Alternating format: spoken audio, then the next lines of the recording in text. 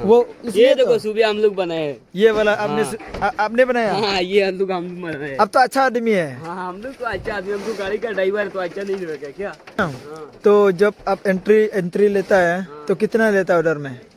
95 95 आते हैं हम। पैसा दे रहा है, टैक्स भी दे रहा है, लेकिन रास्ता अच्छा होना चाहिए था ना। तो वही तो भाई देखो हम भी तकलीफ है ना, लोडिंग के टाइम में भी तकलीफ। वाले हम लोग का इधर सोनापुर में पलटी हो गया। बहुत तकलीफ है, बहुत तकलीफ होता है।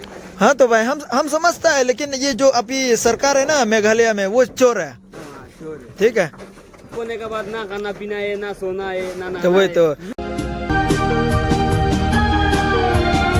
भाई लोग कहाँ से आया?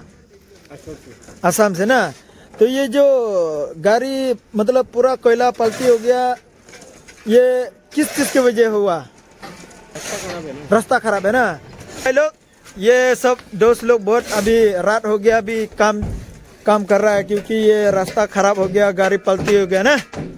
तो रास्ता बनाना चाहिए है ना भाई। देखो भाई लोग पैनी कोयला है नहीं, ये भाई लोग का बहुत मेहनत किया, अभी पूरा रात हो गया, अभी 11 बजे हो गया, लेकिन अभी भी काम है ना।